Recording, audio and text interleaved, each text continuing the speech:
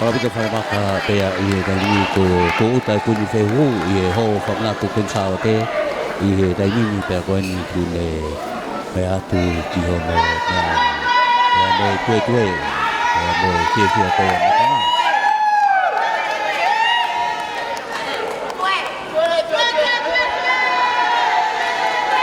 kai mi fo au ko kune fa fe au atu ai tahi mo kuni fehu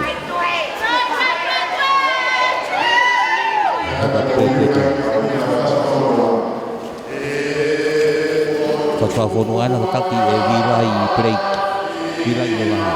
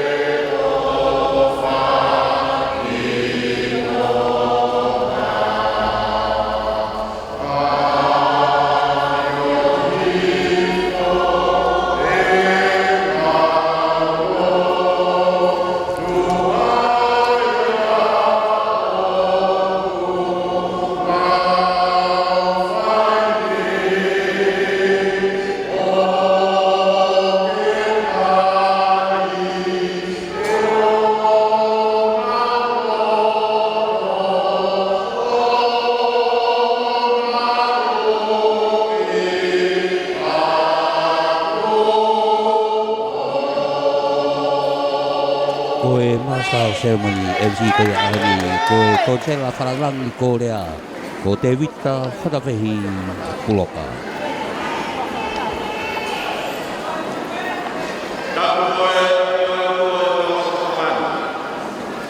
Tongatapu ki e taine koi fehu Halaevalu kata taine princess Salote wakte pilo e tuita Waka pia houi Korea kuhupangai o mimua kufua mai matua koi ni koi kai na pereki se koi plate ke tataki ati ata hupangai koi whahoha koi katoa ei koi aho koi kai na plate koi motua whakahoa ko te vita fakafe'i puloka au Kua kou nau ke togia o siaria taongo tokua ko MC o i katoa whakai ei koe. Kei kai ke fulawa whakatata e motuani moho whatogia e motuani ko i konsela whakalangi o Korea. Pa kua pau pe ke uti whakahoha atu ai. Ani o seio. Ko e tau polo kalama ko tui mo mea i pe. E tataki ati tau tolu e lotu, e whaifekau, se asikau. Malo. Ore ki nau hiwa, mo mea pe lalo. Whangea wono fulma walu e himi. Ko sisu kua pau mo ona, ke tu i whakalewelewa. E punau pe ki ai kotoa, e whahinga mo e lea.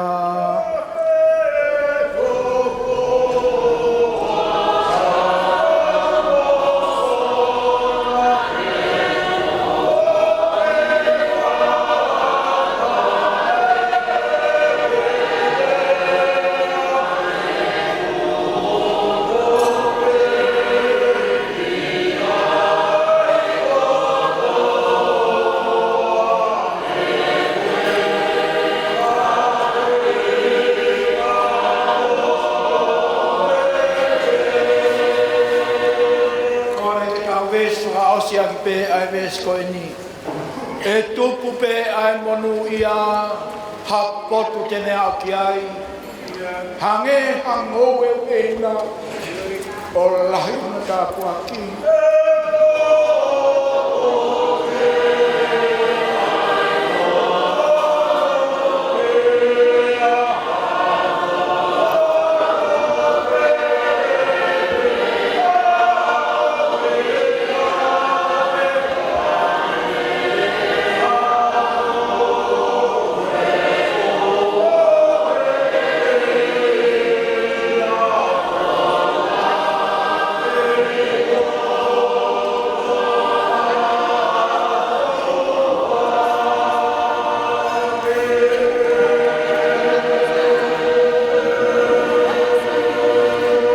Kore ke ulaua tua e wholofola koe ni. Koe ui ke kamata ki a e wheo hini. Te tata mufua ke whotutua e poro kalama. Uha i he kōsperi o sisu kalaisi nai whai sione. Tolu o e wahe. Uluaki o e vesi ki he fitu o e konga pehe me whakarea. Pena ea i ha tangata i he kau whaaresi. Ko niko ti masi hono hingoa. Ko hataha ia o e hou e kisiu. Pe hao ko uri ki a te ia ai matapure ko ia. One pehe ki ai. La pai. O mau ilo kua ke hoko mai me he o tua. Ko mau whaiako. He tala e ai e lava e a tokotaha. Hafu mana pehe. Hange ko ia o kuke whai. Ka i he kau mo ia ai o tua. Pea tari e sisu o ne wholofola ki a te ia. Kua we, kua utaratu. I longa ia e kai whanau i whohou me i olunga. E kai tene lava ke mamata ki he pureanga o e o tua. Pea rea aniko ti masi ki a te ia. O lava whewhe ke whanau i ha tangata. Ka kua motua. Tene lava koa ke toi hu ki he manawa o ene whae o whanau i. Pea tari e sisu. Ko awe o kou talatu. Tala kia te koe. Ka pau hei kai whanau i hataha i he vai. Moe lau marie.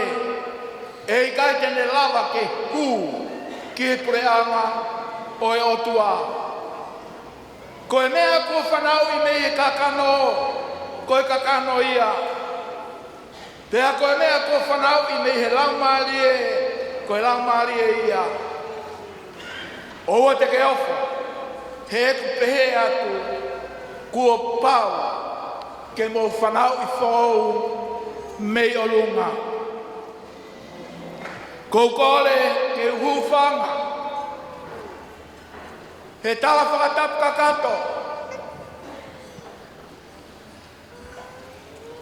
Nai kamata aki he emasi, ya kou whakatulou atu.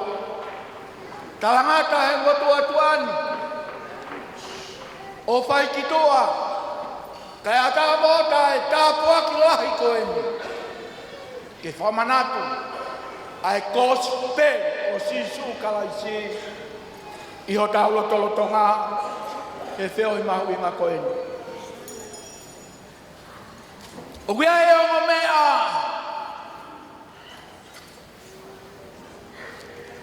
Fisi mua e ua. O kuhaha molofia. Ene hoko o whakatatau ki he mau ai motuani. Uluaki. Talamai e Tongatapu. Koe hoi fua. Koe mea kuhaha molofia. Pea koe haha molofia ai hoi fua. He o kuiai e mea koe ni. O beautiful i tua. Pea toi whakaange aloto. Koe mea ia kui koe hoi fua. O kui ai mea koe talavou. Uwhangai whakatapu. O kui ai mea koe mata lelei. Koe tala ai wholofola. Koe hoi fua. O kuha molofia. Ua, ai mea kou tokanga ke uha molofia. Walahi, kou kore whakamore atu, na kou mutu tamurea. Toa e motua ka eike whekau. Ka whakahako atu e mea mahu inga koeni he aho. O kuha molofia. O kuha molofia. Kia whae fita. Iha kuonga. Kene alo hatu i ua. Iha whanua.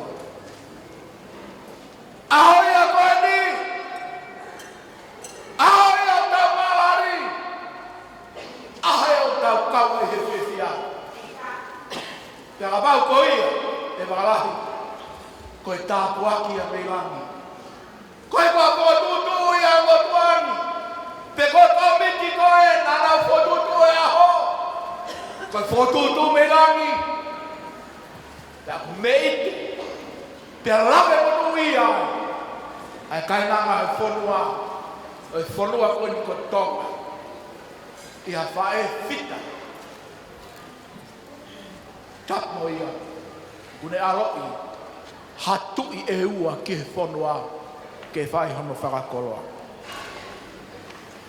Ko tawa noa ko e ni ke tawata ko niko ti mas. Nai lau ke e whorofora. Ko e whares. Ko e whae ako. Ko e tangata tu ki mua he lopu e aha ko ia. Pena e whakakau a niko ti masi. Ke au po uri. Ki a sisu. He to oa hono loto. He ngahi mea kune whai. I hono tou. I hono ahi aho. Ia rere atu a niko ti masi. O ne whawhelo aki ki he eki. Ia ne pehea.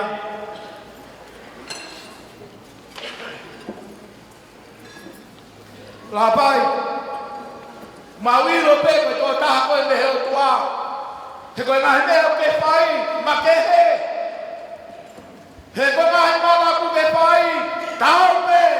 Waha tō taha ma ke he nai ha me langi. Pea maari e le tawa. Mori fua tutu. Kai tawa me sisu. Kuawe. Kuawe ko taratu. Ka pau he kai ke whanau fō. Mea runga. Hataha. Hei kai lawa ke mamata ke prea mai o tua. Koe sio ke prea mai o tua. Sio ko ia. O whai pehe ka kai whanau fō. Ka pau e kai ke whanau fō. Ke sio no ape. Ka pau e kai ke whanau fō. Hei kai ke mahino ka te koe. Ai mai whotutu mo palani ai o tua. Hange ko niko timasi. Pato peanga lewa niko timasi. E lava koa. Sisu. E lava koa. Kia tangata. Ke toi huki e manawa o ni whae. Ke toi whanau i tua ua. E lava. Te nalangi sisu. Ai rea koe ni he meso no ni maa. Ko hawe o tawa ki a te koe. Ka pau. He kai whanauki. Hataha me he pai. Mo e lamari e. E kai au pito. Au pito. Au pito. Te le hu. Ki e purea mai o toa. Ko e hu ki e purea mai o toa. Ku pau ke whanau fō me o. Ku pau ke whanau he pai. Te maramari e. Samai e vesio no. Koe a whanau me he kakaro. Kakaro ia. Ka koe a whanau me he ramari e. Ramari e ia. Oua e mo sioa e kua timasi. He kua pau ke he tamaka kotoa pe. Ke whanau fōni o ni. Tau nea ea mou. Tōtō mai. Ke whapipia ia kia e hapa hami makoen. Ke toi whamanat ke te tauto. Hiri a tātoa ngā. Ka tau au ki tōki ngā. Kauai! Kauai plei kotoa pe. Wakaina na ngofo he. Wakaina me hoa me ai. Wakaina me au ke whetu. Mōne lau e tamaka pai tukau taha. Ka pau tike hola. Hola pia ke. Hola o whoa hawanga. He kua pau ke ului a te rea ai o tua ke te koe. Koe rea mahawina koe ni tau whanau ke i he pompo mini. Te koe hoa tā koe ni. Koe whanau i he wai. Koe kakaro. Koe whanau i he lau mari e. Koe whanau fo ou ia. Ora whare ka ke mahino ane. Koe tāi o sisu. Koe whanau fōui. Ko e tangata mo e whine ko tope he kolope. O tutuni e wholofola, tāne he mesi fitu e sisu ka niko dimasi. Niko dimasi, wakaina ke ofo, he pehe atu ke te koe, kua pau ke tau whanau fo.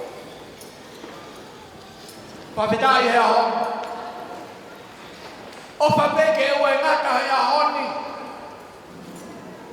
Homo mamata ki he tāhine whepuhu o e tau. Tōtau hi poa ki me lange tāpua ki. Kai ke ngati te hono mana wā, e tai mari e whanua. Kai hono rā mari e. Mai nā he meo tuku e he otua, ke whakahaha. Ka ke rau kau ai. E whiwhia e otua koe. Koe tau kātoa ngā. Tau kātoa ngā mo otua. Pea ka pau o whai, he rau maari e koe tala noa ki ai, ai wholofola, e me ite, ai kātoa ngā. He kai ke hange e koe leo taka he whonua, kātoa ngā pohana tutuku. O se kātoa ngā pe tau whela rohi, e o se kātoa ngā pe tau whesesio whaki. Nau tau whaftai ke o toa, he le whalau maari le lei. Ai tahi le whehu o e whanua. Kui, Halaevalu mata aho. Ko e whehu whita o e whanua koto. Pore ai tau pereiki. Ahoni ke tutui mai ke kau he lau. Ke aski mua. Neongo ke kau tai roa ki tau tau. Ako whamanatu atu, ko e taha kotoa pe e huki langi, mo e taha kotoa pe e whauki langi, pe whe mamata ko iro ke mea o langi. Kua pau ko e pasipoti, kua pau ke whanau i who'o. Whanau who'o. Ta kau peto e hana tu ke kau ke ai, kua pau ke whanau who'o. Kai. O o whātu ka koe hoi wā. Whātakau ki he lau e toi tau. Koe tahine e aho e whie lau ai tāpuaki whai e he ki tau sio he aho. Koe kakai tāpuaki i mi langa. He koe kakai nau loto ke eiki a karaisi he. Pea wai keu whie mutu takurea. Pea wai keu loto keu. Lave mua. Ako uloto. Ke oua nei ai ha taha heni e tō. Ke tutui mai ahon ke kau. He te pire. O koe te pire fumanu. E teu e he otua mai kau i kuna ko tōpe. He tā kalaisi. E aho koe te tau whatahai. Kau ai. Kawai! Pea koe kawai. O kai te ke tui rani maka hame koe motua koe ni. Peu ke rani kula. Peu ke rani e mena. Peu ke rani nanu pepolo. Koe haa ranu ke hau moia. Koe au ki ai. Kua pam! Ke whanau fo ou. Pea mei o lunga. He lau maari maa ni onu kalaisi. Tā poa ki he o tua e aho. Tahene queen whewu. Tahene princessi. O ho eiki o whanua. Ke tau kātoanga mo eiki. Ka le whakalangi e o tua i he whewhi o tau whanua. Kore ke tau hiwa pe fo i wese ua. Whaosi atu. Ai whewi koe ni. Nima nge au walu o fu maari e o himi. Nima. Walu noa, oi te whiua whe i hono lau, ki he opa ea sisu ki au, e ne tuku mea langi, o ne hifu ki maunani, oi te ne whiua whe i hono lau, hula moia ke fua e kuhia, Vete a mea o tau ma. Hula mo ia. Hifo pekia. Ke alu ki he rangi. O nofo ma mo ia.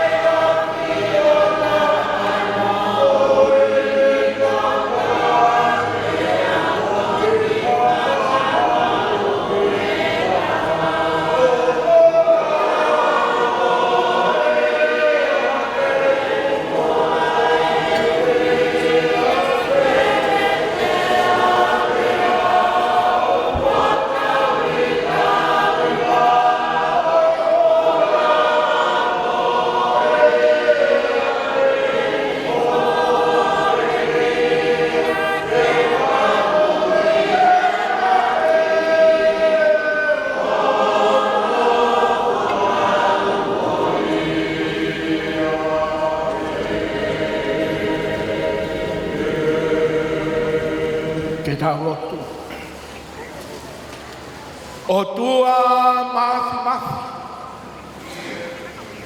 ai a fiona koe kamata anga moi whakaosi anga o e me a kotoa pe i University of Maui ai koe aoni kai ke ia i hane ai fōu ki hea fiona ka mau lere mai o whai e mau fia moi mau fakafeta'i koe ui koe e manaki haosia ai hiwa mo futa oi kuin te u e o frente o kuvela o mau fiu tau ai fia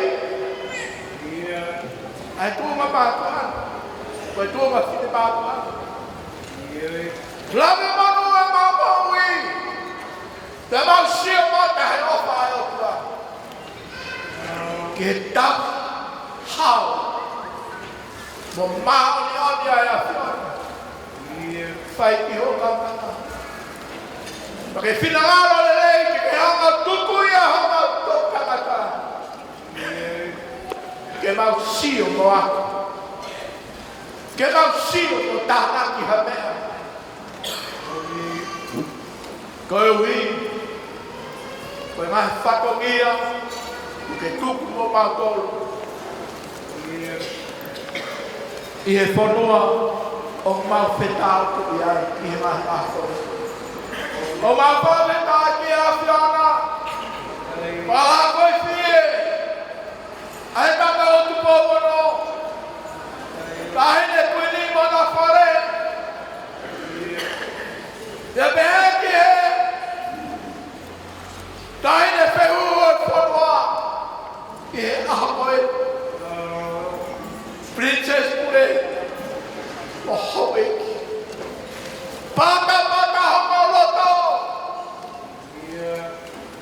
ngau e ai afiona. Te ngan mo tau e rei o tofua e finangalo le rei ai afiona. He rau lot ke whakatoki lao ki he afiona. Ai tui oi ngahi tui te mo e to nai e. Whakamore mole ai afiona. Whakataki mau tolu ke mau whia he aho e. Ke mau kaupata o hoa whia. Ke whamei te aho. Mo whawhiwhia. Ai tahi te kuipi e mo. Te mo hoe ki.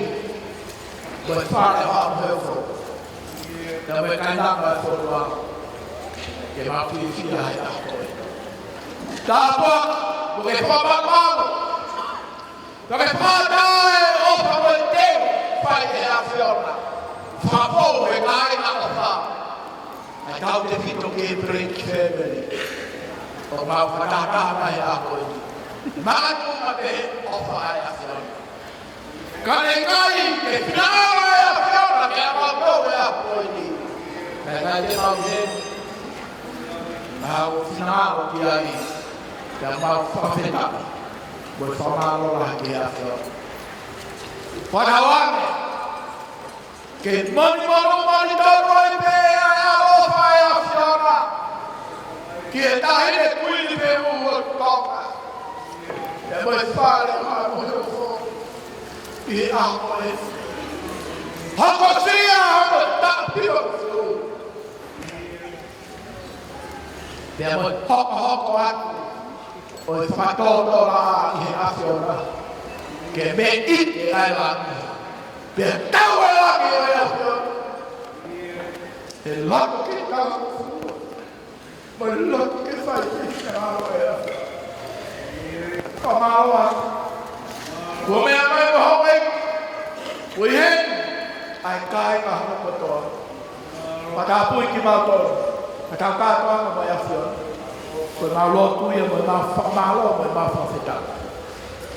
Ia sisu kalaisi, nā kia koe ki mau tolu. Ka mau kalotu, pia mau hiwa o pehe. O, kalai pema ki taupo.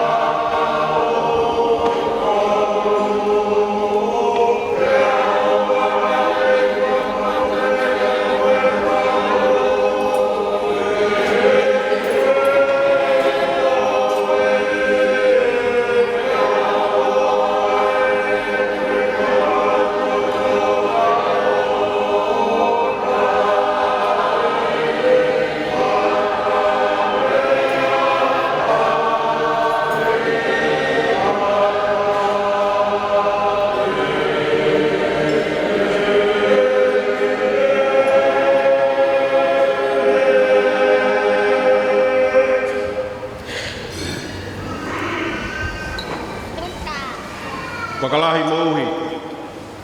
Ko atae te pire whakamaterie. Oi hoa ilo koe. Ka koutou i ku tatu tatau. Ko ta anu he kukoloa whakalau maari e ku tau inasi ai hoa tau. Tau ku te hoko anu. Haka me te hoko. Nai amanaki e te hoa au e kakari na hoa. Ie kototo ai komiti ke fai e si to e tau aho me ko whakahoha me i wakuoho. Me apango o kai ke nei heni pe a kutu ke whatongia ko ia ki a sona tane tau kama mo e rea tarikani.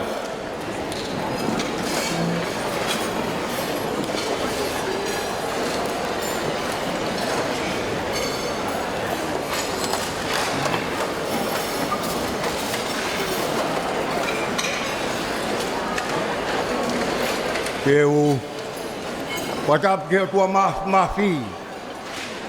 Aya afi ho tau lotonga. Ia beku Tongatapu ke hawe o tutonga tu bowono kau ma ai kuini nana pau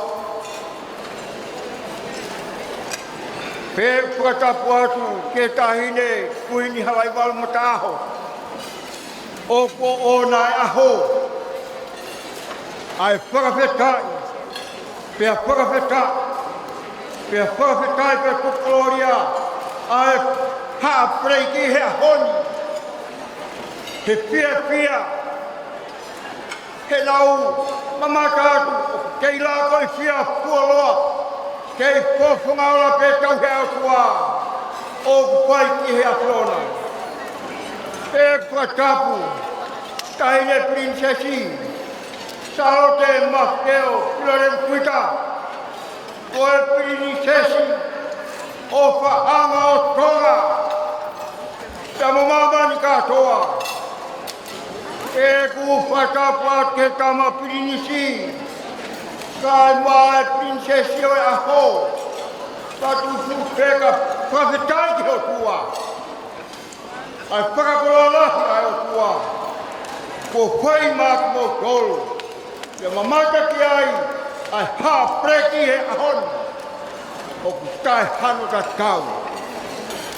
Koia ke au kou Tongatapu atu walahi kau maa uhi mo whara mata pure. Tongatapu atu e ngai ahano katoa ai ha preki ua onge lanu ke wahe aki kau tolu. O kai kau hinga koe wahe ke tau taka ke siku aki ikai. Ka hanga e tahine kuini ome ngahi lanu ke wahe aki kau tolu ke kau toe wao fiange kai mua tape ai lanu mata. Koe lanu ia mana ko ai ai kuini pehu o tonga. Tangata e te o whaikitua. Ka kabo ke uhanga whakakoloa ko whakakoloa ki au. Ihe whata koeni.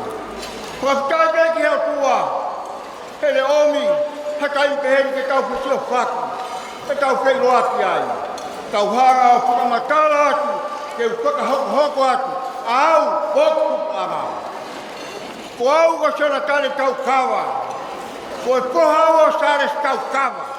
Ka ko sares tau kawa tupu e alos banku fua.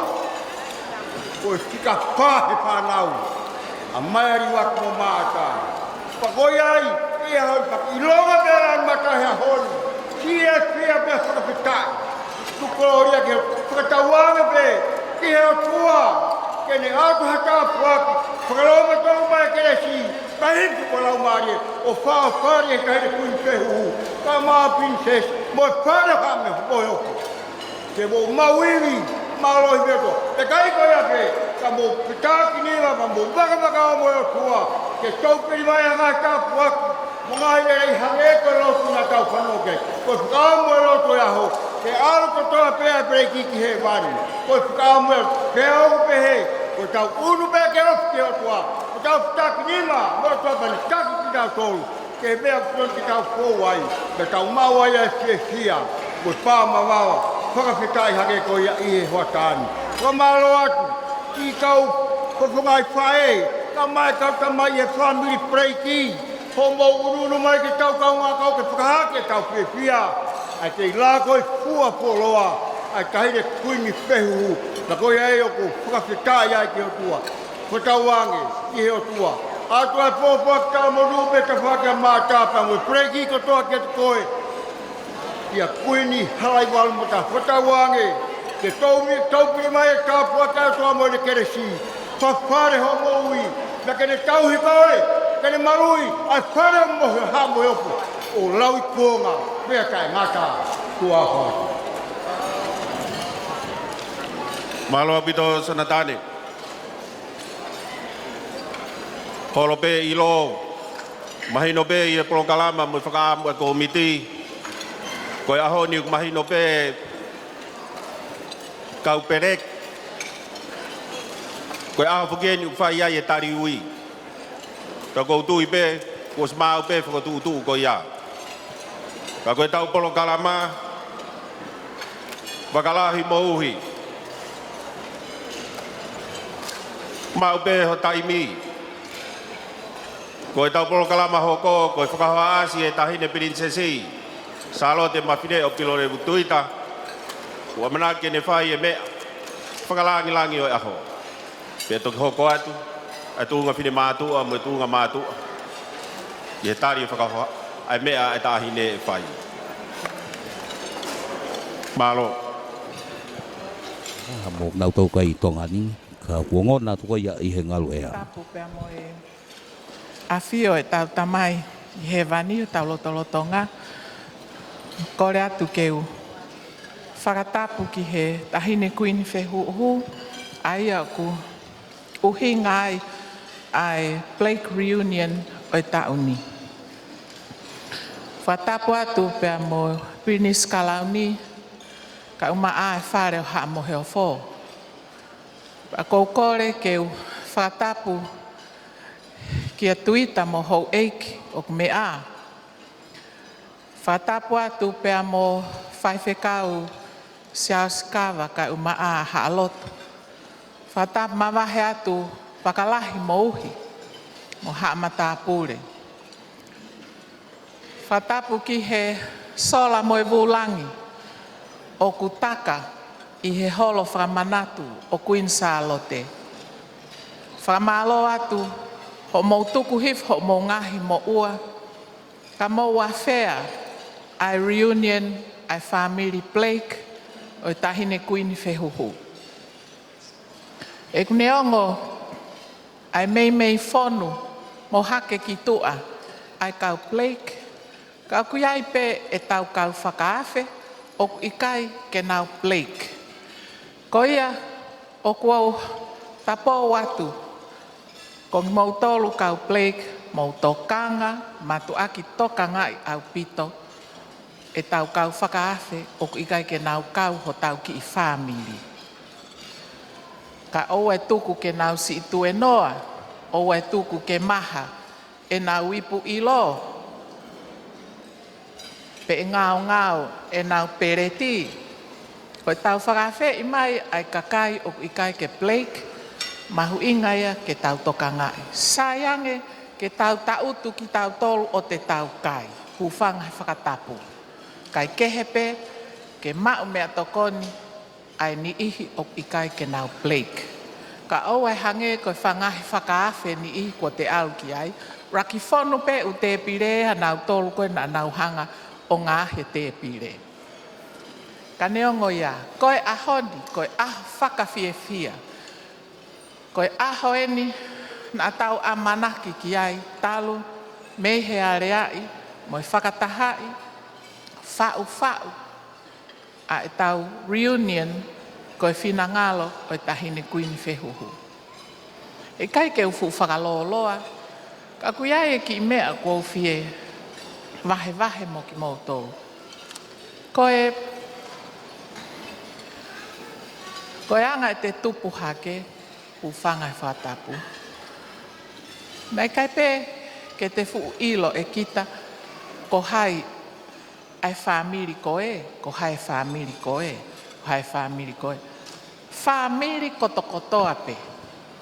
Pena e kai, ke whai kehe ki nau tōu. Alo pe taimi mo e lahi hake, mo e ku whanongo, tangata eiki e kukui ko pekia, aho me e mano pangai, ko e asiange ai si kau whewhine, tala mai eia. Ha ki hen plorevo uma moe, ko ki whamiri pālangi loi enu. Au nofo whiwhiri ko e hae uhinga e pālangi loi. Ko hae e pālangi loi, tamai, ko e kau hako eni, o e tangata eiki ko Alexanita Blake. Nai fe ia, ko e hauia mei Piritania.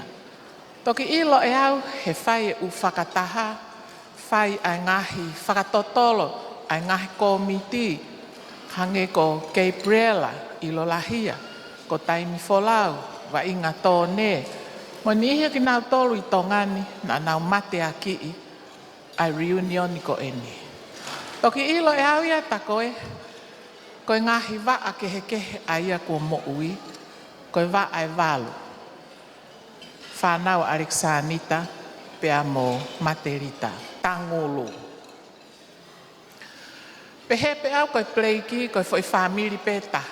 Kai kia hako lawe ilo I e au, takoe koe hako ia, koe hako e fitu. Pakuiai hono mahu inga heni, toki hoko ta uataha, tok whakahoko mai he kukui e he wifanga. O ke ilo I piloreo, ko ho o kui, moi kui ai kuini, Ameria ata, ko e si I taha ia, neongo ene whewhine. Si I taha ia he whanau a maata Blake.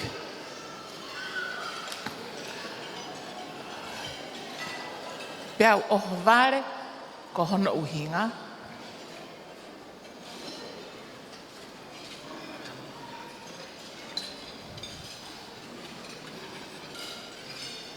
Tako ena ia e kau whewhine, hufanga e whatapu. Whangata o kete. O Ameria ata. Ka kona tolu e na nau tuwhi vewe holo I palasi. Nau tō tama holo e mau tolu. He lawa ne whē tau ke te o whai whatongia te hina.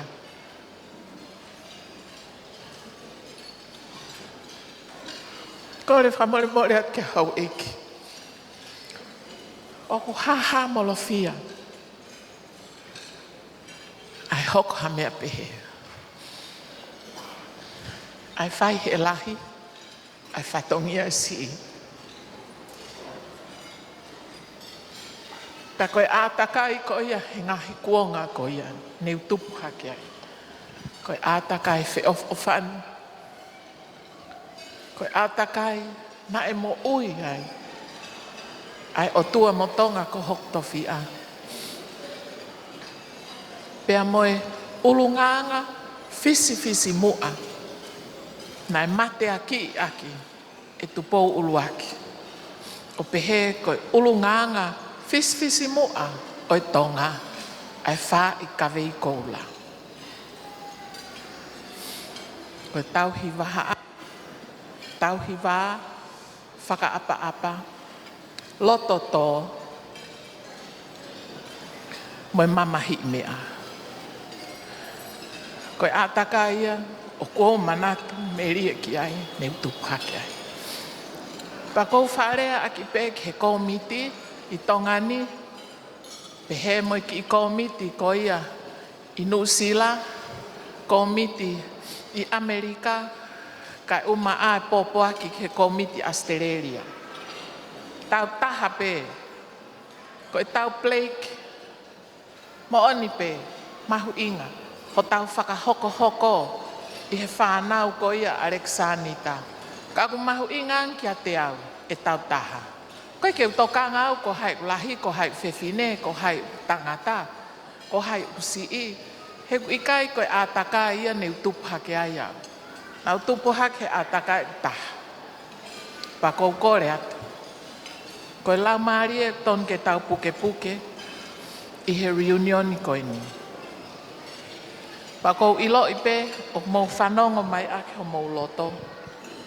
I he rea koe ni o pou whai. Ka kai ke mou whanongo ake pe o mou teringa. O ke ai ki I mea o kou tokanga ki ai. Te whakaosi ake a ki rea nou ko eni. O kou whakaofa ia.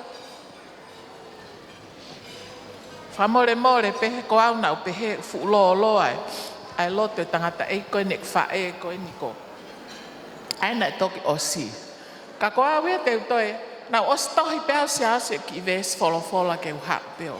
O toko ni pou watu ka koe.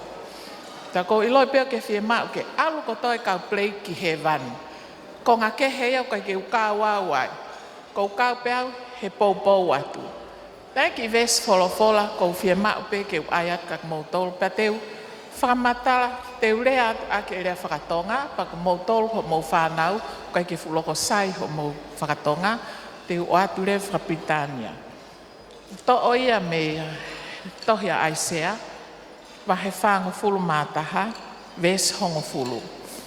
Pe te u lau whakapālangi at, he koe kau pālangi fo ki tauto. Osko ia, pau tok lau at whakatonga. Ok pehe, Isaiah 41 verse 10. Fear not, for I am with you. Be not dismayed, for I am your God. I will strengthen you. Yes, I will help you. I will uphold you with my righteous right hand. O e manavahe, he okua ia te koe au. O e kilo holo, he koho o tua au. Te upou koe e au. Io, te utokoni kia te koe.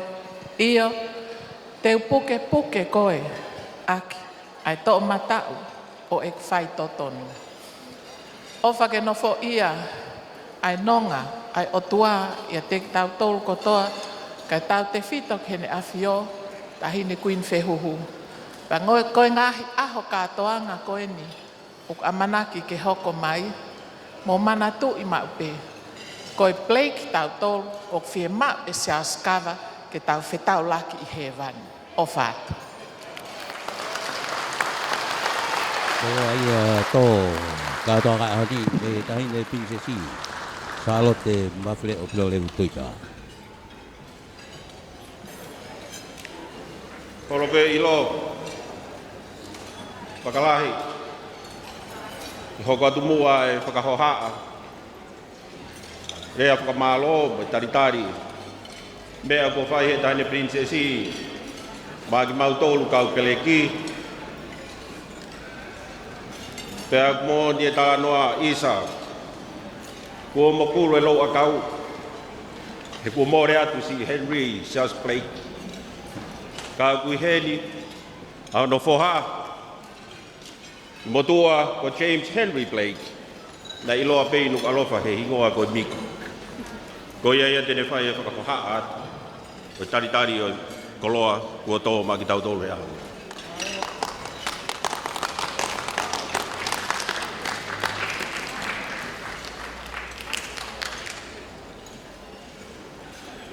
Tapu moe o tua mafi, o gune a fio he katoa ngani. Tapu moe tahine kuini whehuhu, kuini Halaevalu mataaho, o ku taumua ki ai a e tau katoa ngani. Tapu moe tahine princesi ko Salote mawhire o pilarevu tuita. Tapu moe fui lupe. Whakatapu atu ki a ho eiki mo Tongatapu mo e preiki kotoa pe. O kou kore atu ke hufanga he ngai whakatapu kotoa pe kua awhaki i he katoa ngani. Kai ata mo e motua ko au ke uwhai atu harea whakamalo ki he taahine ko princesi Salote mawhireo pilorevu tuita. Because I am a Blake, I ask your permission to share my thoughts in English. It's been a very emotional day for me to contemplate on this unique opportunity for me to represent great men and women of Alexander and Matelita Blake's descendants. From the bottom of our hearts, we present to you ai koloa atonga koe whakamalo. Thank you for officially opening the celebration of our Queen Mother's 90th birthday. and the reunion of the Alexander and Marthelita Blake's descendants. My name is James Henry Blake, also known as Miko Blake. I am the son of George Henry Blake, also known as Siaosi Bereki. He is the son of Sione Frasfolau Blake, also known as Sione Bereki, the son of Siaosi or George Blake, the son of Christopher Blake, the son of Alexander and Marthelita Blake. Most of you don't know that my first teacher was Princess Halaevalu. My first moldings was from my mom, my dad, and Princess Halaevalu as we knew her. So if I look a little funny, if I talk a little funny, we all know where it began.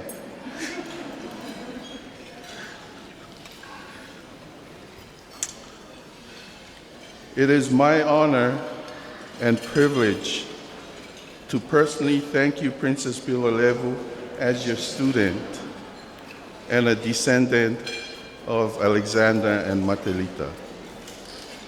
I have been privileged to attend all the festivities all week and have marveled at the uniqueness of the Blake heritage, the colorful colors,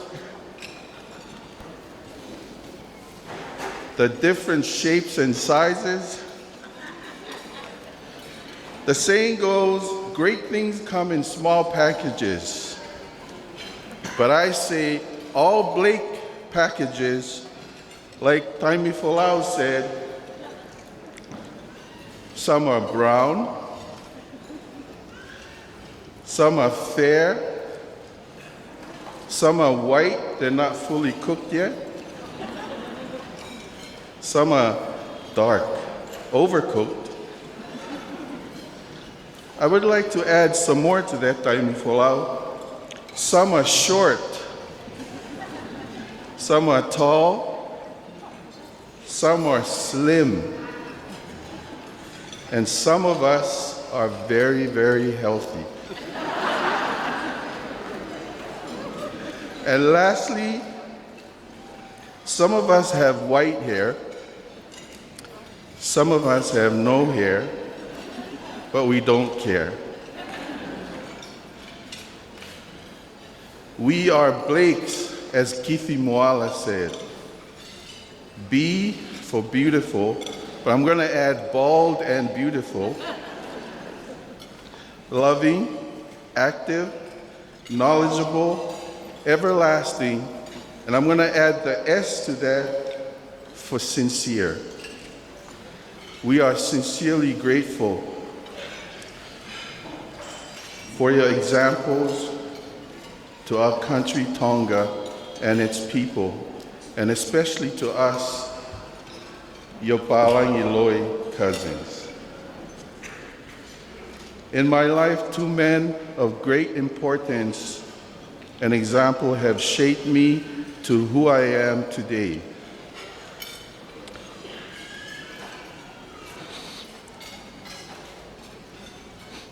Sione for Asfolau Pereki, my grandpa,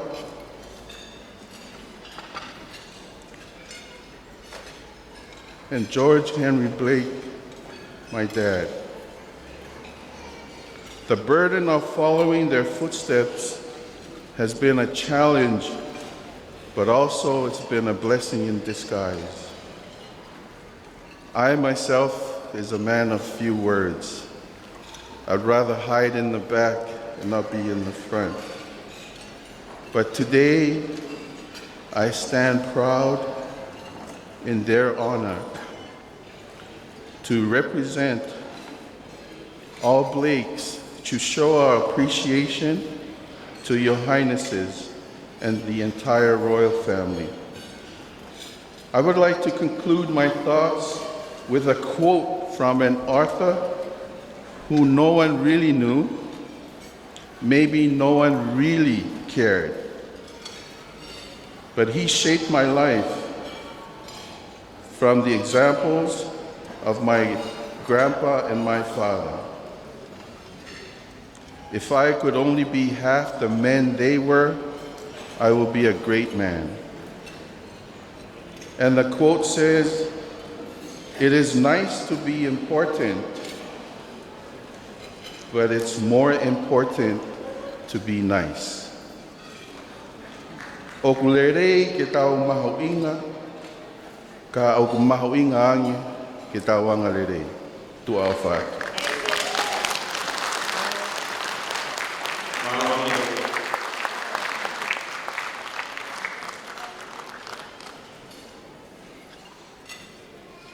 Pakalahi, mui atu e polo kalama, mui rea whakamalo, nei whai e miko pleiki. Ai ki whakamatala, e whakahoko atu, e Luisa mini pleiki laking. Mea Christopher, ai historia o Alexander pleiki. Kore atu, mini lava mai, Luisa ke whakahoko e whatongia goia.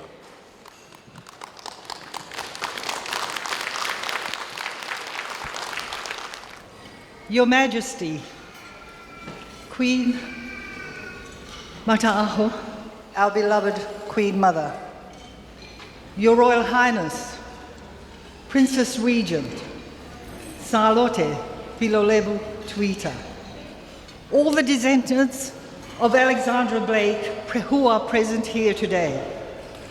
Allow me first to introduce myself before I proceed.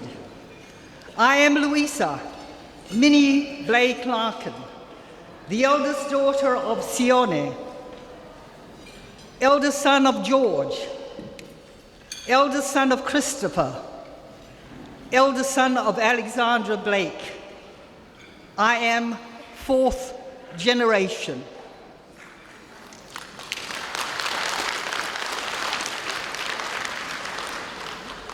I have been asked to give a brief account of my great-great-grandfather Alexandra's life.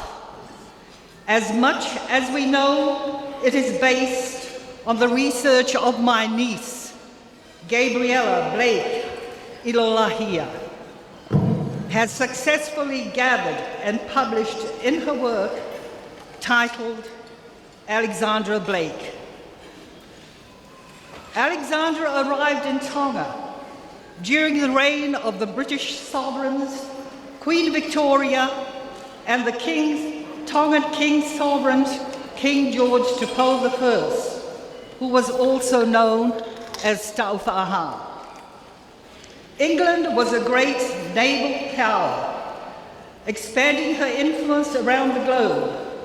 From Tonga, it was a time of rebirth, when the foundations of this current kingdom were instituted and consolidated into a form that continues to this present day. As we do not know details of Alexander's life before he arrived in Tonga, we begin our history of him from his arrival here, sometimes in 1837, to the signing of his will on the 6th of October, 1862. 1837 places him in the midst of Tauwhaaha's era, a time during which he played a pivotal role in Tonga's political development, of time of supporting Tauwhaaha Tupou I and the Kingdom of Tonga. He has been described as having had black hair, a beard, and blue eyes, and no distinguishing tattoos. He arrived on the shore of Vava'u. It is not known exactly where in Vava'u he landed or where he lived, but it is thought he most probably lived in Neafu, close to the English missionaries. Baptismal records of some of his children found in the Wesleyan Church archives say that the children were baptized in Neafu. Some of the Wesleyan Methodist ministers working in Neafu were John Thomas, Peter Turner, and Walter J. Davis. Alexander came to know the missionaries, and he worked as an assistant printer in their printing office. In the Free Wesleyan Church archives is a record of the Vava'u circuit of accounts for March 1850 and another for March 1853. A Mr. A. Blake with £1. This must have been his salary. In 1837, Tonga was still trying to establish a central poser that would lead the country out of civil war. All the other kingdoms of the Pacific, except for the Kingdom of Hawaii, was also experiencing the same situation. It is important to note that most of the islands of the Pacific still had kings at this time, and that these kings and the chiefs were constantly at war, trying to establish their sovereignties. This was true, especially for central Polynesia, which included Samoa, Fiji, the Solomons, and Tahiti in the east. There is no mention in any of the missionary diaries of Alexander being involved in any of these civil wars, but it is clear that he did meet Taufa'ahau, and he sometimes traveled with him. It is reported he understood sailing a small vessel. He sailed one for King George's vessels for some time. In addition, Taufa'ahau gave Alexandra a ta'ubala to show his appreciation, known as the La. Mele Tonga's descendant, and it's kept by Mele Tonga's descendants. The year 1855 was an important year in Alexander's career. He was made consul of Hawaii, of the Hawaiian kingdoms in the Kingdom of Tonga. This made him the first consul Tonga had from any country in the world. Charles St. Julian granted Alexander's appointment in Sydney, Australia, in his capacity as Hawaiian Commissioner on the 29th of December, 1855. St. Julian wanted to set up a Hawaiian primacy in the Pacific because Hawaii was the only island which had well-established government and constitutions, and this had been achieved 30 years earlier. He wanted a Pacific island to dominate the Pacific through the formation of a Polynesian Confederation under the Kingdom of Hawaii.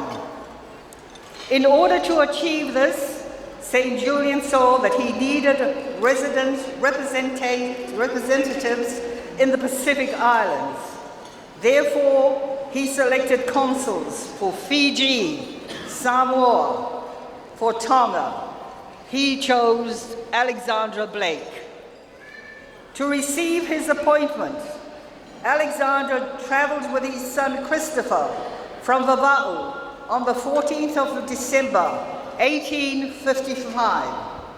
Christopher would have just turned 11. They returned to Tonga some 2 months later on May the 3rd. This appointment was not officially approved until 18 1857. The 2-year delay was due to the Hawaiian kings, Kamehameha III and IV's reluctance to accept Charles St. Julian's idea of setting up a Polynesian confederation under the Kingdom of Hawaii. King Kamehameha did not want to have any other country under his rule. It was finally approved in 1857, as were the other 2 consul appointments in Samoa and Fiji. And Alexander once again traveled to Sydney to receive his endorsement and returned to Tonga again on May the 3rd. There is no official document that mentions why Alexander was chosen for the post of Hawaiian consul, but there was information that Charles St. Julian received from Tonga in 1854 from a Mr. Sawkins, who visited Tonga in January 1854, and who updated Charles St. Julian on the political and economical status of Tonga. It is probable that Mr. Sawkins made mention of Alexandra to Charles St. Julian, who then recommended Alexandra in a letter to King Kamehameha III in 1854. A year before Alexander was made Hawaiian consul, there is mention that Alexander was also given office of representing other powers that had offices in Sydney. These offers were made by St. Julian to the Sydney officers of these states and countries: United States, Sweden, Norway, France, Great Britain, and Denmark. According to St. Julian, these offers were accepted, and St. Julian was pleased with Alexander's work.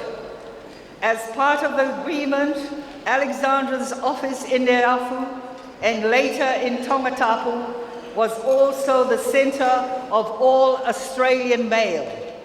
Any mail from Australia was sent through Alexandra Blake. Some have said that Alexander was the harbour master at Vuna Wharf.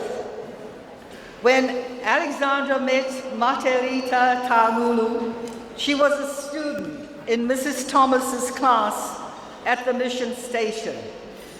Since most Tongans were just learning to read and write and to become Christians, Martelita's name was recorded as Matilda Fusi. Alexandra and Matilda Blake had 11 children, 4 boys and 7 girls. The eldest was John, named after Alexander's father. John did not live long, but drowned in Vavau at the age of 3. The second was Martha Annie, who was born sometimes in 1843 in Neafu. She was named after Alexander's mother, Martha, and his sister Anne. Of all the children, she was the only one who went to school in Sydney. The third child was Christopher, who is the eldest surviving son.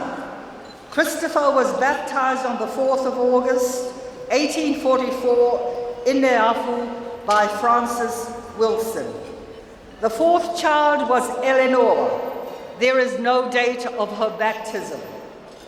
The 5th child was Meletonga, and she was baptized on the 1st of October, 1848 in Neafu by Davis. The 6th child was Georgiana, who was baptized on the 2nd of March, 1850 in Neafu by the Reverend J. Adams. The 7th child, Annie Ruby, baptized on the 7th of March, 1852 by Peter Turney in Neafu. The 8th child was Henry, and like John, he too died in infancy at age 2. The 9th child was Robert, baptized on the 6th of May, 1855 in Neafu by George Daniel. Robert was the only other surviving son. The 10th child was Mary Anna. There is no date of her baptism. Mary Anna died at the age of 19 in Tongatapu. The 11th and youngest child was Minnie Louisa, who is reported to have been born in Mua in 1860. When Alexander and his family moved to Tongatapu around the end of 1857, it is said that he builds a big whale tonga, or Tongan house, right on the waterfront beside the Royal Palace and Halaevalu, right where the flagstaff is, to Ungafuka of the government of Tonga. It is also right between the entrance to Wuna Wharf and Halaevalu. He also had a store here at Halaevalu, a business that he had started in Vava'u. Alexander's migration from Neafu to Nuku'alofa was probably a result of his position as Hawaiian consul, which forced him and his family to move to Tongatapu. Because it was the capital, King George had also moved to Tongatapu because he was crowned as King of all Tonga in 1845. Alexander's living in Pangailahi must have meant that he was one of the first Europeans to settle on Beach Road. It is well known that most of the European settlers, such as the Rickmans and the Parsons, lived on Beach Road, that is now known as Vuna Road. Alexander had a will, and in it he mentioned his property. You have to wonder whether he was allowed, as a foreigner, to own land in Tonga, or was the land registered to one of his 2 surviving sons, Christopher or Robert. Today, there is a Blake family land in Kolomotua, but we do not know how this came about, and Robert's descendants live there. So in summary, Alexander was the first consul Tonga had from any country in the world. This shows that he was one of the first Englishmen to live a long time in Tonga and to also marry a local woman and have 11 children with her. Alexander lived and worked in Tonga together with John Thomas, the father of the Wesleyan faith in Tonga. Being consul gave Alexander a reason to travel to Sydney quite often. He was the man of his time, arriving in the Pacific for reasons we are still to confirm, but we know he worked closely with the Wesleyan missionaries and worked as an assistant printer before going on to become a successful businessman and an influential political figure in our national history, giving us cause, as his descendants, to be very proud of our British heritage. Thank you.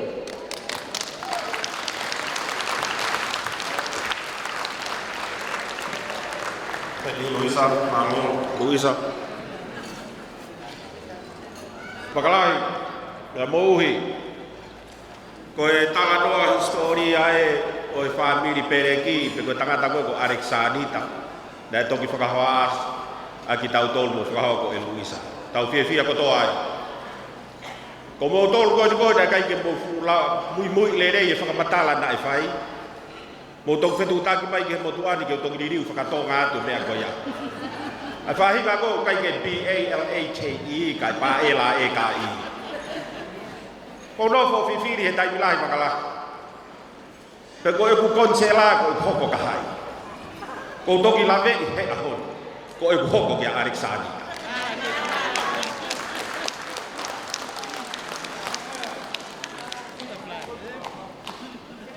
Ko tau lo kalama hoko. Ko tui pe ku mateu mai tau lungai. Ko ki whakamei te wakalahi pia mouhi. Pai ai whakamakapuna. Pia Christopher. Ko ki whine mui. Ko ki whine mui. Ko Patricia Blake. Ko tui kau tāmea ku mou mau pe pia mou lava mai ki loto. Ka tau hoko atu ki whakamei te. Ko kore atu. O koe tānak paanga. Tau peke whārāla pe a loto no molu malu. Koe se MC ari te vita whawhehi poloka. Pea te hoko te whamei te ka te utuko heti kia ki mwala ki whaiange hao ki hao take whanau whoki ki whamatala koina nai whao koina Min Luisa Larkin koini Blake Larkin ke kau mua o whatoa ko ngā koe kau whanau mai he wha Mini Luisa koe o whine lahia o taha ko Sione. Ko Sione koe whohalahia o taha ko Siaosi.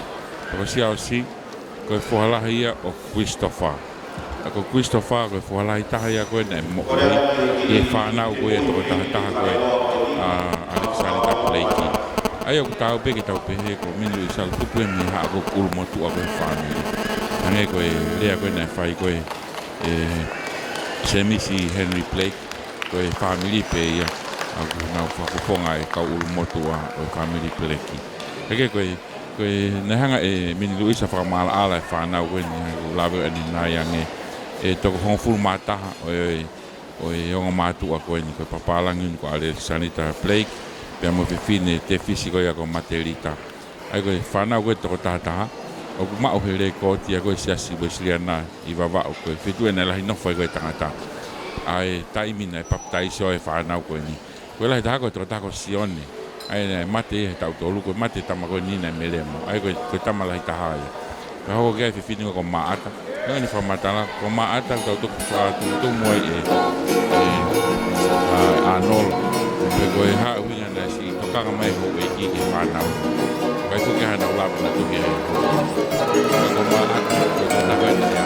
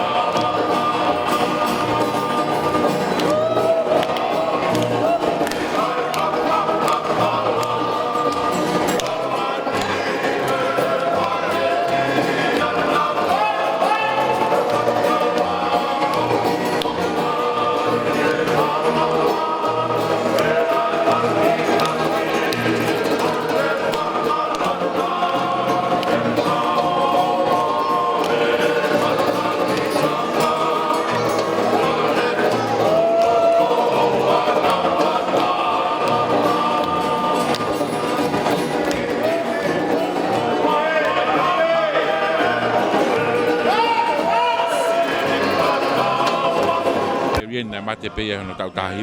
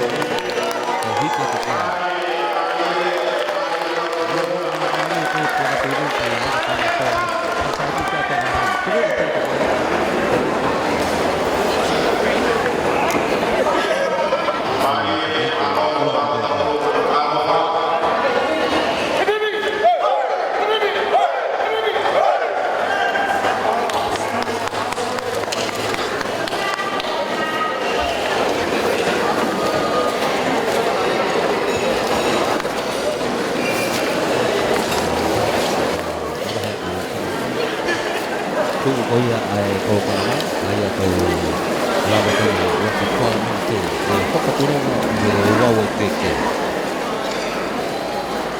o wa ke ku le te ia i he ha ko ia ko mai ku so pa ka mo en ruby se o wa ia ke o ka te fa malo ke koslo ma te koslo a hon ke to pe no sipi pa ma pe fitu koslo halahi ko ko ko mo tu a koslo o te fa malo ko la ko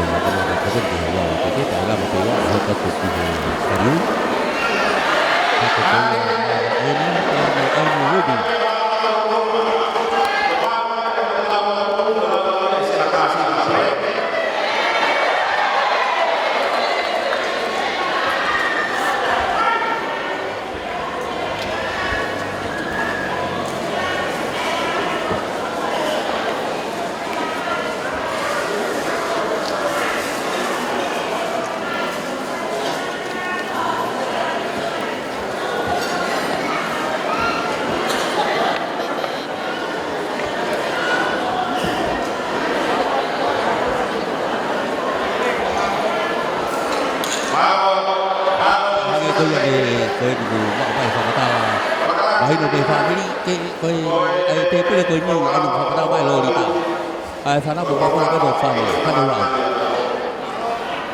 o wi he ka pe e tu ma ki ma tu ma pe fa he lo o la fa do ia ia ki he ke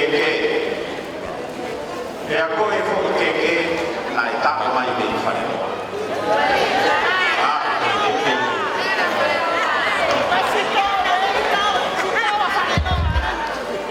ko e ko ma sa tu pe ko ti ta mai ki ko puta Puna ini, kalau patokia kalau kalau mereka lawan ke tahu file kita patokia ke malo pito hoga tu ki tahu kalau kalama bawa banyak ke MC kami tahu kalau ka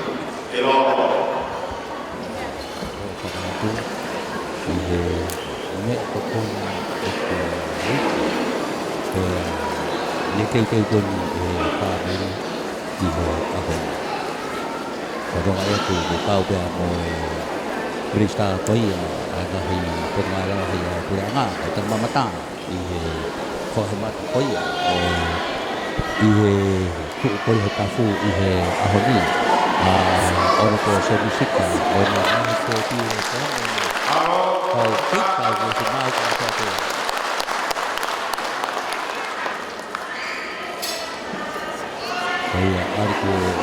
subscribe cho kênh Ghiền Mì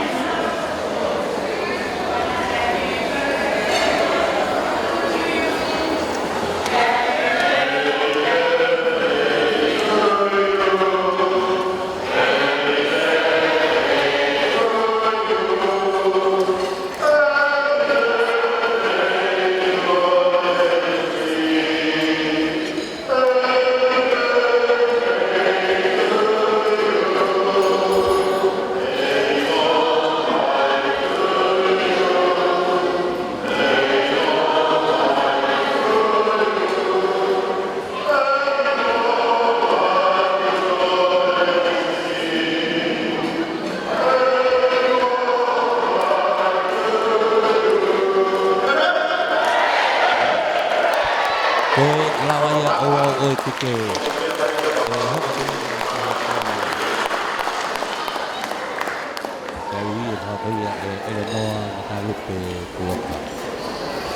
Rồi cũng ông máy khắp một cái ổ Mara En rồi rút đi Latu Tongatapu Mara rồi có rùi rồi cũng ông máy Emi Ruby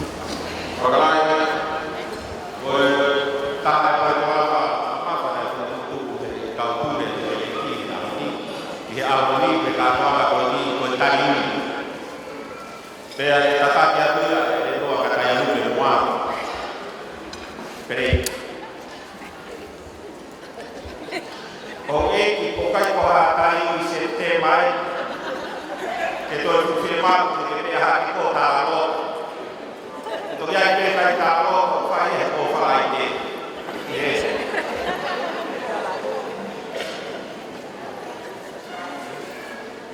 Paula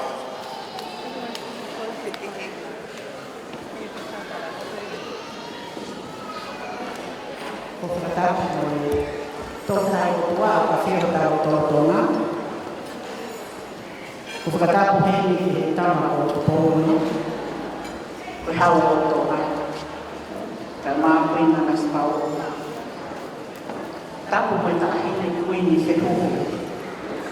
O tonga. Kuini Halaevalu matana. Tapu mai tahine princess ko pilorero. Tapu Pirinisi Kalauni, Mahal Princess Kalauni, Tapu Atu Princess Latu Fundeka, Mahal Fakafeta'i Teofo. Ya Kongkol, Pangamalu-malu Atu, Himalu Atala, Kaya ta mo fini mo Tuhan, yung Fakahoko Atu, ay taliuni, ay hako, Umahaka, Eni, Plate, Mayaliwaki. Nagali kaya imahe ei, Uhufana, Italamaki Funua.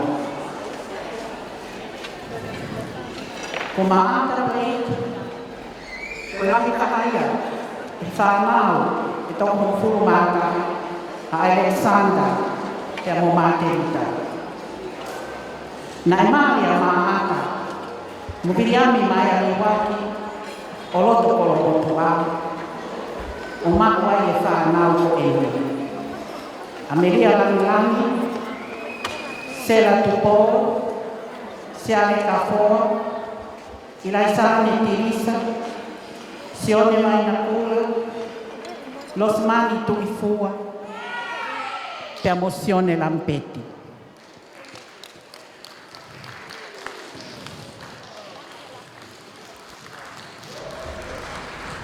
E uhi mo wakalahi. O kōkole atu hangofua. Mo e fine mo tuani. Ke uhao atu mua. O kakapa atu. Ki loto tatau. Ke kamata e taliui. O e hako o maata. E kuhu e kina.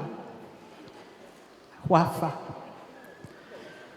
O kuina Halaevalu mata aho, ko tumu koula ia, o family peleki.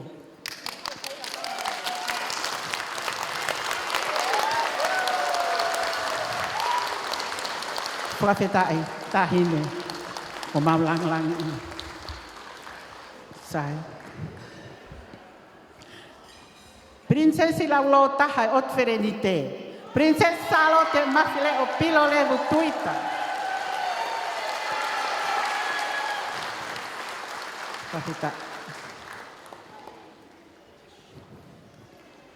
Princess Latu fui peka.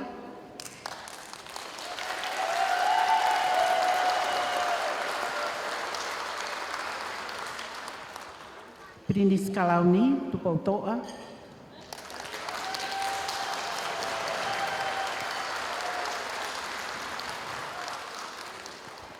Ko fui lope. Eiki fane tupo wawau pivakano.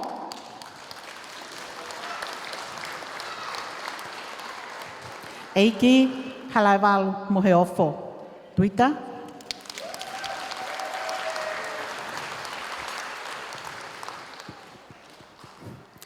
Moi fanki i tamaiki. Simon tuivakano.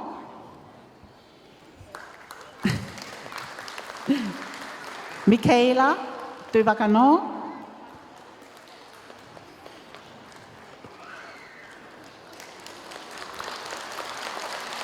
Princess Kalauni Sinai Takala, Nuku'alofa.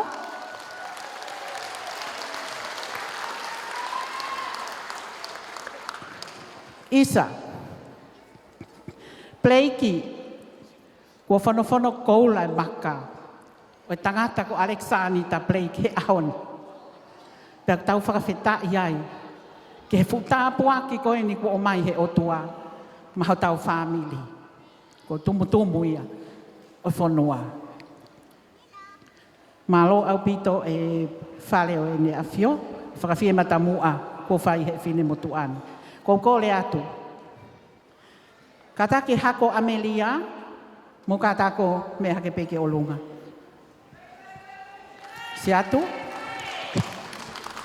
Hako Amelia. Ko toi ngai. Kai mo me ai pe o lunga.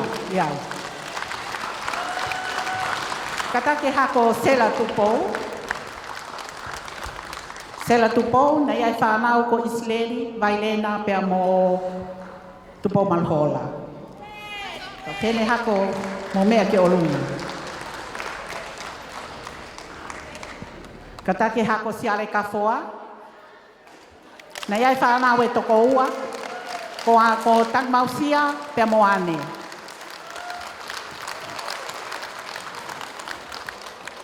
Kata ke hako Los Mantu Ifua. Hake olunga. Malo. Pea kata ke ai hako isi itaha Sion Lampeti.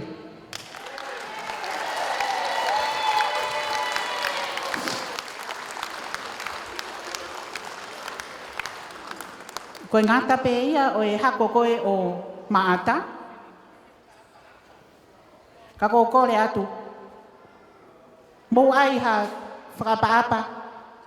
Puno ki mou a ke he. Koia, kore atu ke he tāmea. Koe ni kua hori mai whini mātu a ia ke tāha whasi. Se ati moana ka tako taki ha ke tau olunga ki loto. Ka taki tāmea o tā imaha ki i whasi. Ka whai ha whakameite. Ai hako o māta. Koia, tā whasi. Pai mo. Si.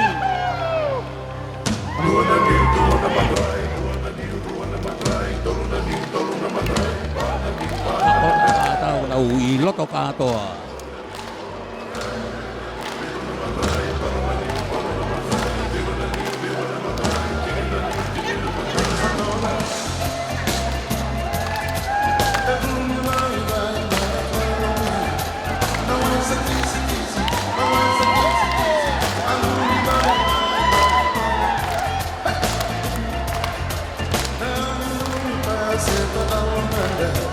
Sungai Malaya, Sungai Malaya.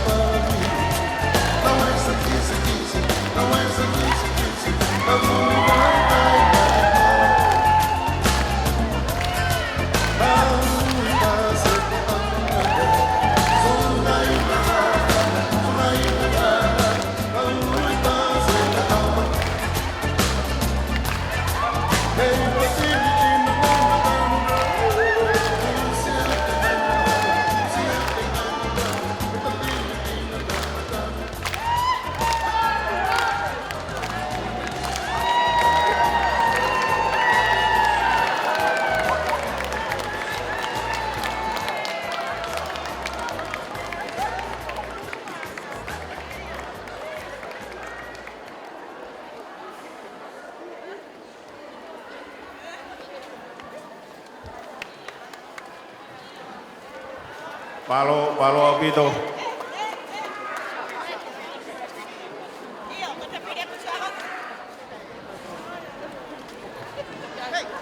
Malo, koe lava ia e tali ui. O whanau e tahine ko maata. Eni.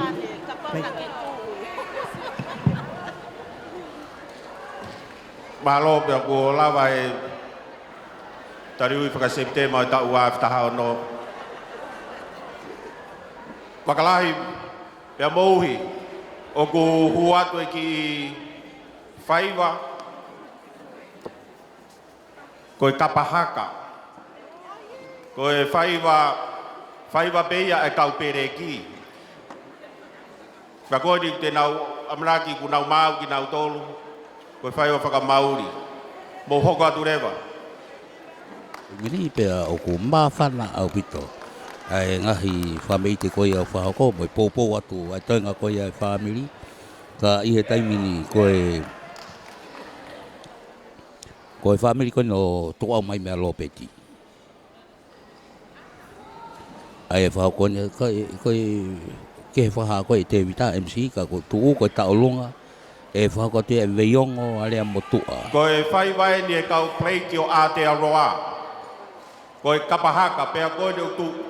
Koe whakahoha koe nei whai e ki imiko he ni, ki he whaahinga kehe o e pereki, o ku kakato ia he whaiva koe nā. Malo!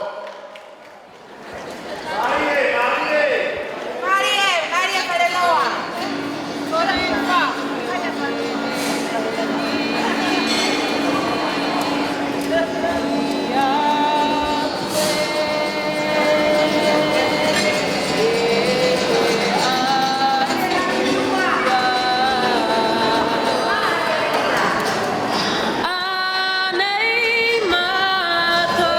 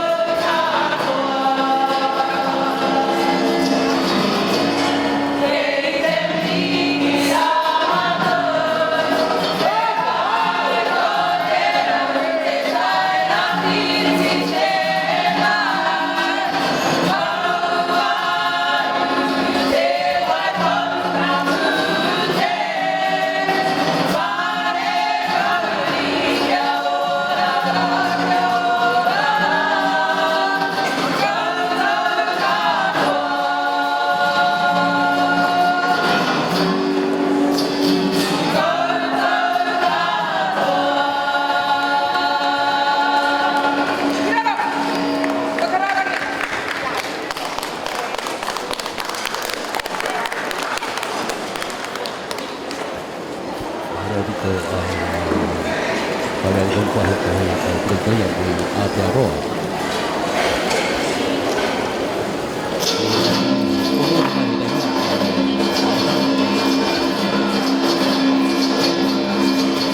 thắc luôn à thắc là bên cho có ai bây giờ gì nữa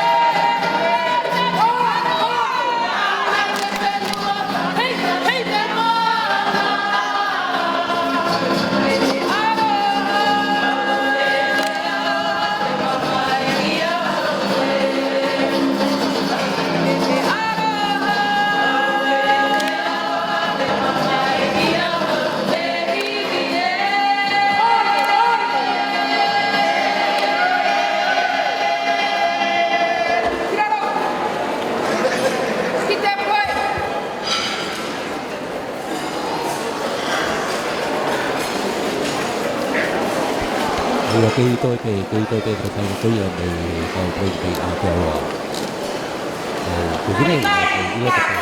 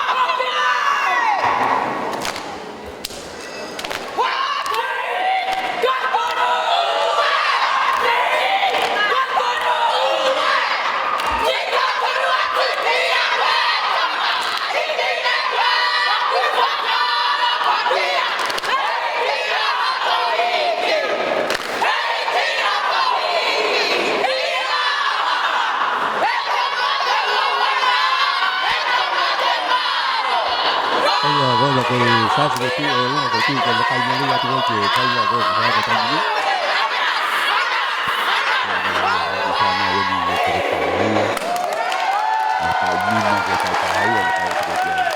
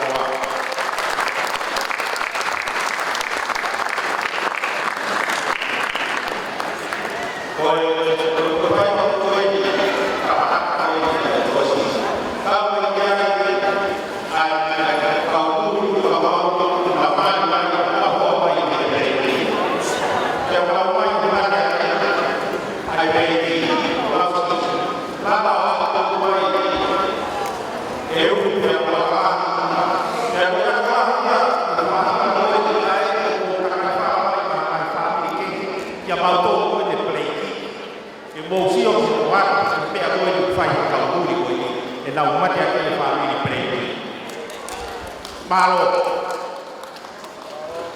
Makalai. Labe ipe pea. Pokotau kita ini. Ofat. Tume mua ke ngawa kami ini. Afa tau. Koi tau program ko. Ko tau ho wai i tau. Ko tau agrupi.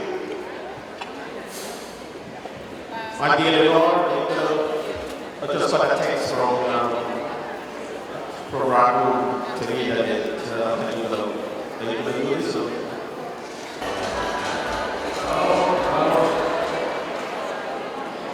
Well, if I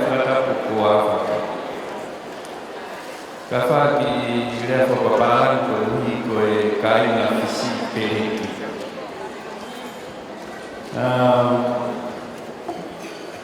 Your Majesty, the Queen Mother, members,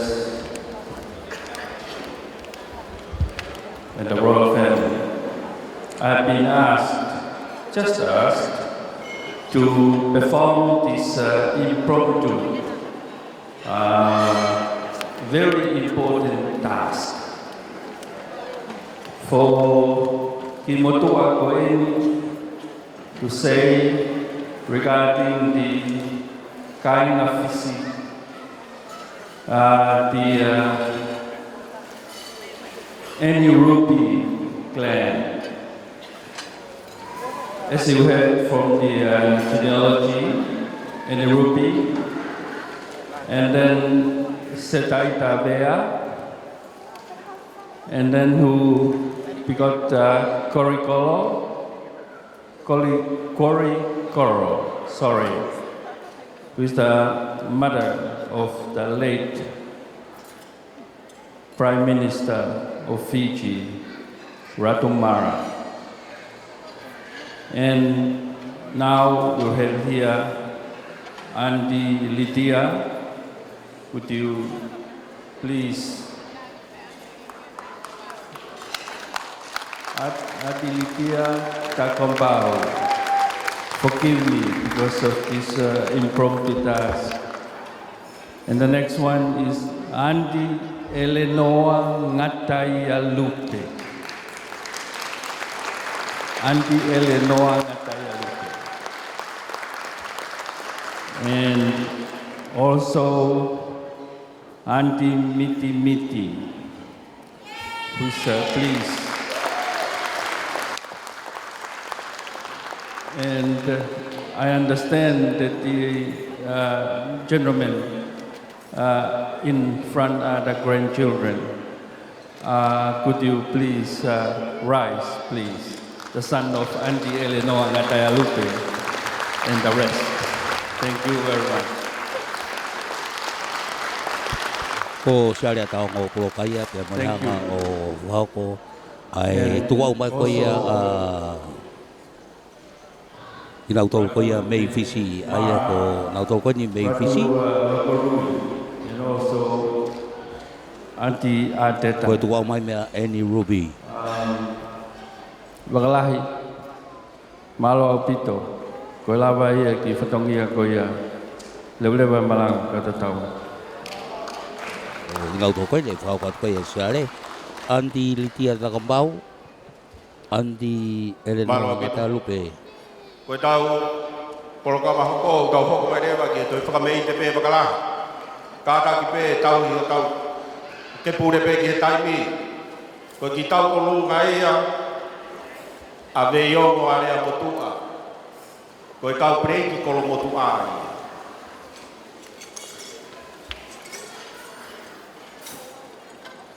Ko ne mape whakamei te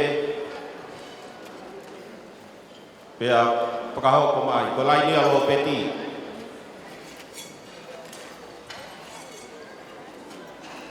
Ko whakahoko, ko whakamatala koe nei whai i Luisa ane nai, o ku iai e tohi, na e whakatotoro nei whai e Cape, o ku amanaki, e ata mai a Pompo. Kawai e whakamatala ka kato koni nei whai ane nai. Pea o ku whakatau ai tohi, he nā iai mahalo e whakamore, paanga e ni manoa. Koe, pe vai ke ni whanoa ka ko pepe ke ni manoa ke mau hatu. Ke tokoni ki he whakamore. Pea koe tohe ko ia te tau hia, pe tau hanga o whakatau, koe koloa ai whaamiri pereki.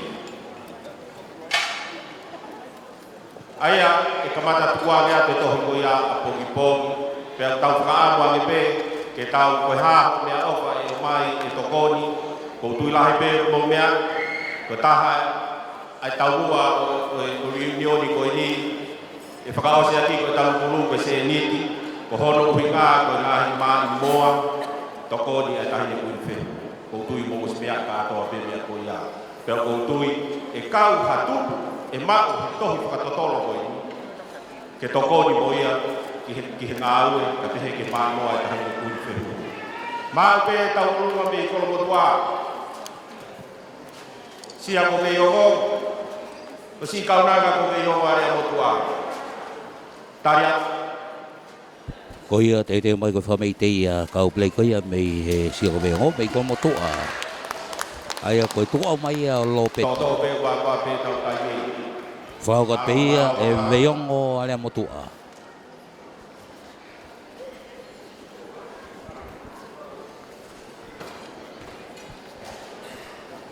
Kori ko whape awa ke tēne tālunga ki loto.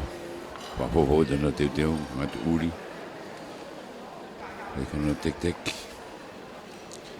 Pe mo e kau e whini koe a kau langi tū agna o whawake o ke Stacey he taimini.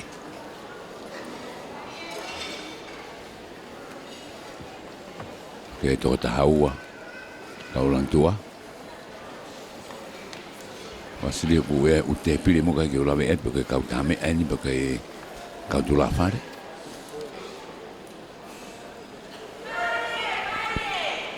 Wal fit poni mai pe mai ni fare fa manat con sangue ne wal fa.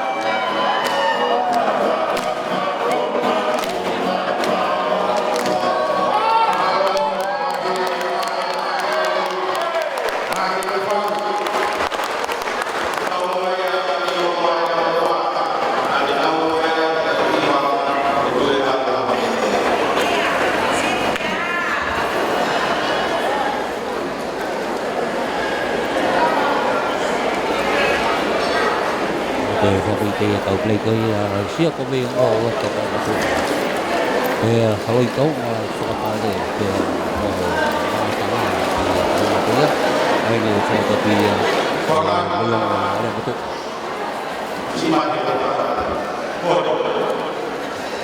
ko whakamehi te hongo ko whakausi a Tongatapu tātoanga koe sikari mai e whātau koe o mea te si whānau te āra la whanau mai te eka pōro ia whakausi a whakamehi ko uia āra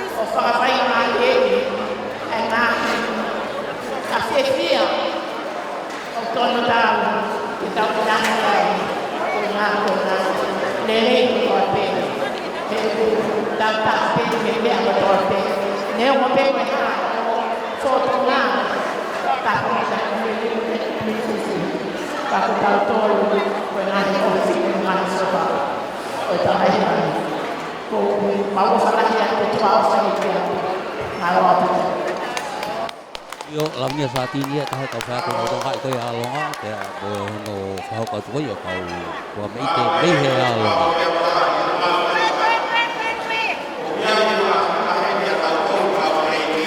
Nah itu kita tahu fai waktu ini faham ke hola. Kau kau lai te bulan kau apa tahu dia lah kau hola tahu dia.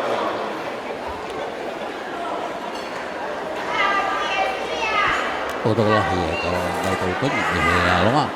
Pea aku kau mai ihe kau lalu mai tu saya kasih.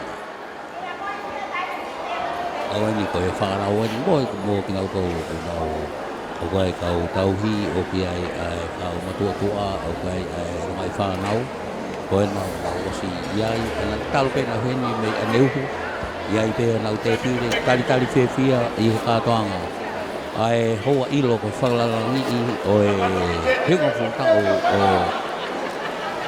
Queen Whehuhu hana kātona family play.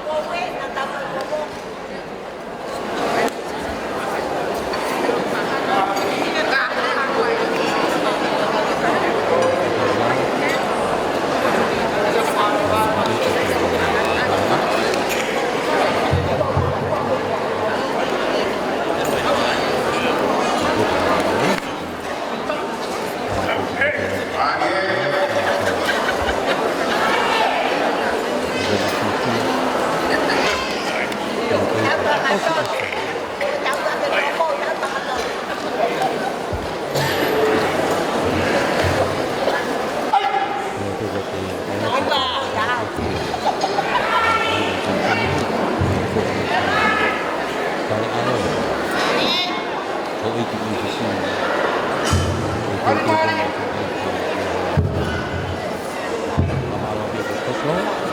Sipi, itu kita sipi, kita sipi.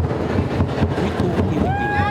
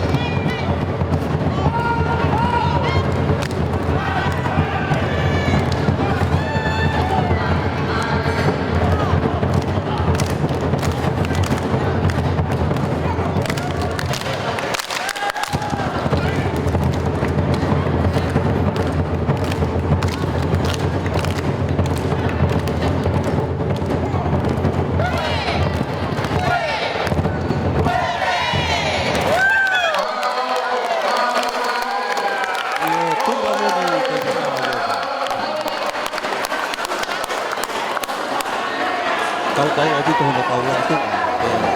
Kau fai.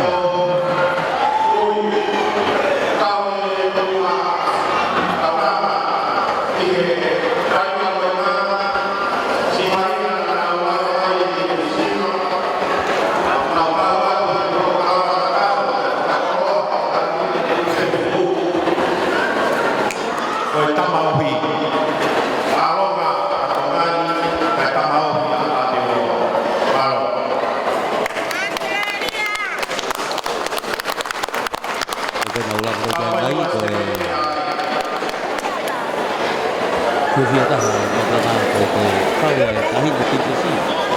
Ia hak apa tahu cara pun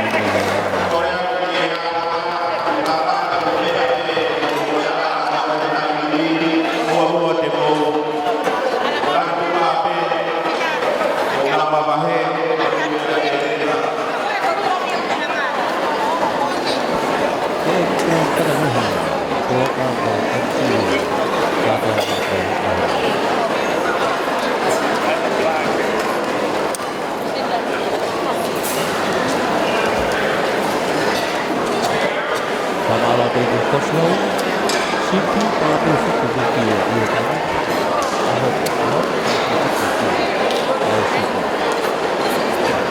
Koslo,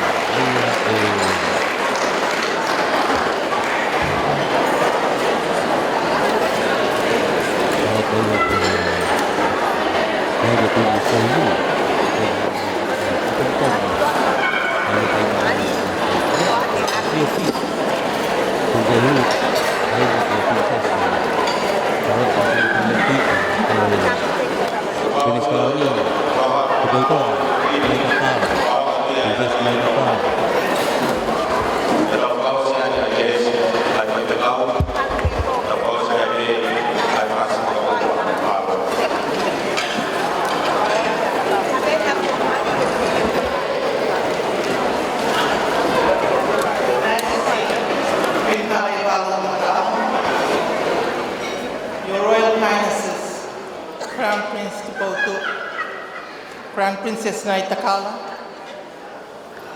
the Princess Royal, Princess Salote, Malfileo, Filolevu, Princess Latu, members of the royal family, nobles of the realm, ladies and gentlemen. It is indeed an honor for me to thank you all today for the wonderful occasion. This is the first day of our Blake family reunion and celebrations, and it will surely be a reunion to remember. Your Majesty Queen Halaevalu Mata'aho, our beloved Queen Mother, I and the Blake family humbly thank you for being part of the wonderful Blake family and for acknowledging us. Wherever you grace any occasion in Tonga or abroad, you would always look to see if any member of the Blake family is present and would always ask that the Blake family come forward and do your biddings, and we are proud of this. I know that whenever you visit my homeland, Fiji, you would always reside with us or make the effort to see us. To strengthen our Blake ties and, of course, Vekune as well. This is a treasure we will always cherish and be proud of for all eternity. You are there when we need you, and I recall well how you were always there for my late parents, Ratumara and Andilala, Runakasaka Wakalevu. Not only that, but you are also there for the people of Tonga. We hear how you care for the weak the hungry, but especially those living with disabilities. Who else in Tonga can deny this today? We have all witnessed the magnificent and beautiful display by our young brothers and sisters from the Alonga Center.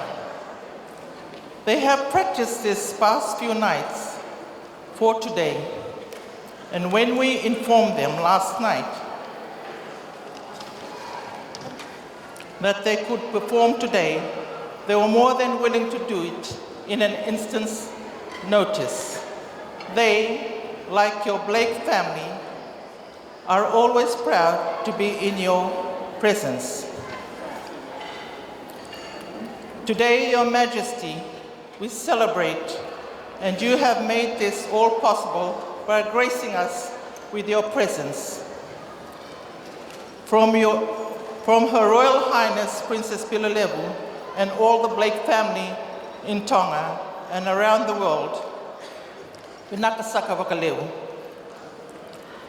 to Your Royal Highness Princess Salote, Mafileo Halaevalu Tuita, we also thank you most graciously for this wonderful opportunity that you have made possible for the Blake family. You have allowed us all to be here today to witness the great family who have gathered here in the hundreds, and I hear the number is more than 1,000. I know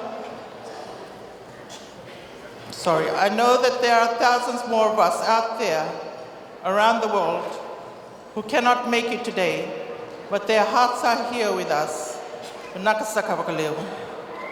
To all our guests and visitors, thank you for being here with us and for wanting to be part of the family.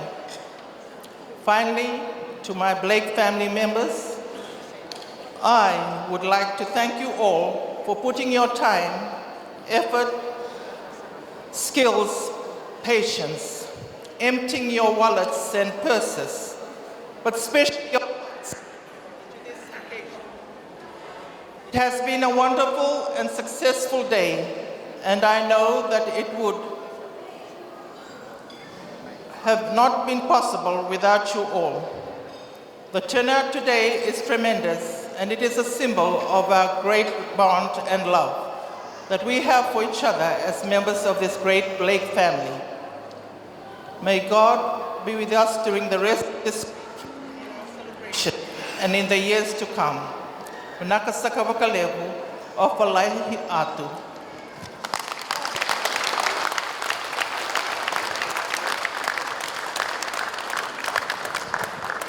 Binakavakalevu. Andi Eleno. Tau Kotareva. Fagawasi Fagao, the Tau Kedesi. The Tau Asa Pasua Fodo.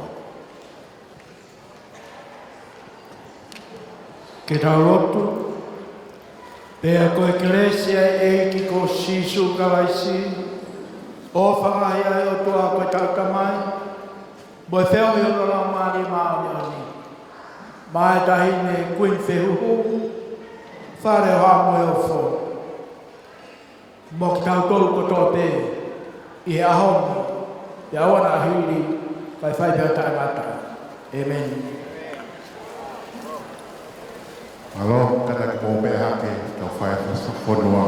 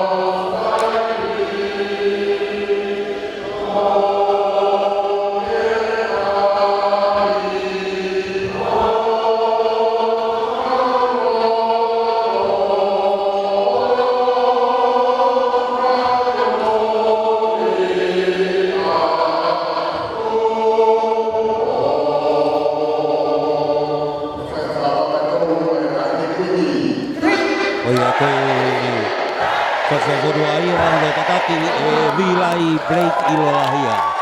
O langa ia katoa pia.